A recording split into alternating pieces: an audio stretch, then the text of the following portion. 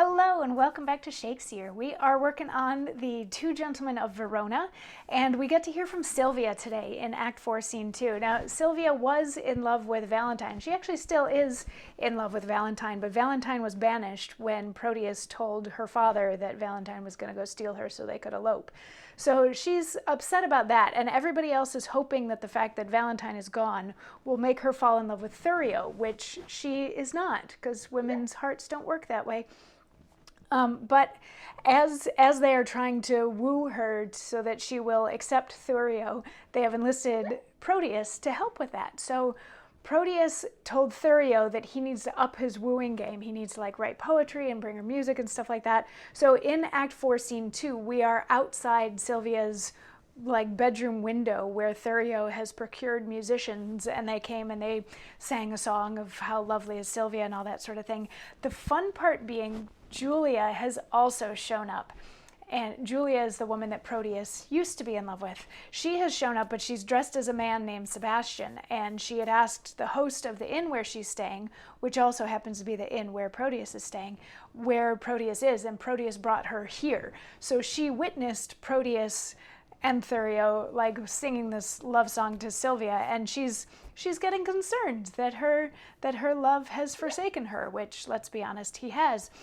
So once the music is over, Thurio and the musicians leave, and Proteus gets to talk to Silvia. She has come out on the balcony or whatever, and Julia and the host are over there watching this conversation, but Proteus doesn't know that, of course. So he's like, "Oh, beautiful Silvia, come talk to me." And she's like, "Go away." And he's like, "No, but I just, whatever it is that you want." And she's like, What do you want from me? I want nothing to do with you. What do you want from me?"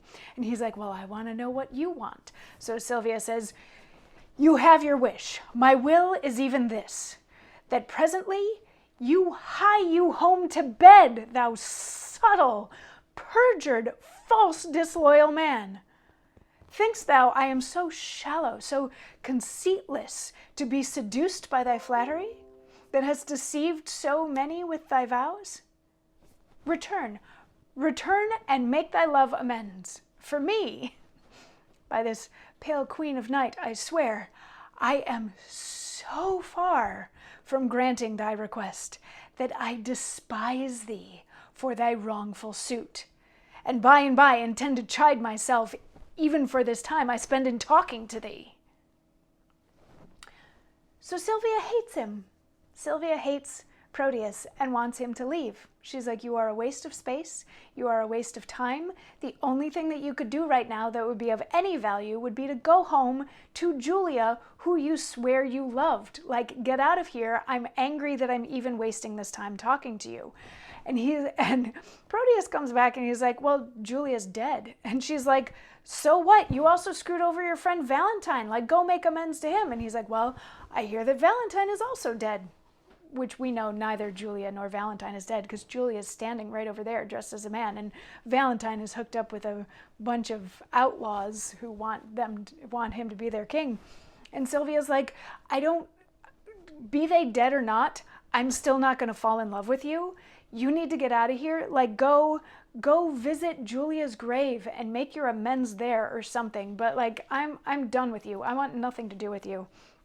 And Proteus is like, "Well, there's a picture of you in your bedroom. Would you grant me this picture so that I can talk to the picture and sigh over the picture and all that sort of thing?" And she's like, "Fine, if that'll shut you up, you can have the picture. Come get it tomorrow." And he's like, "Great." So Proteus leaves and Silvia leaves.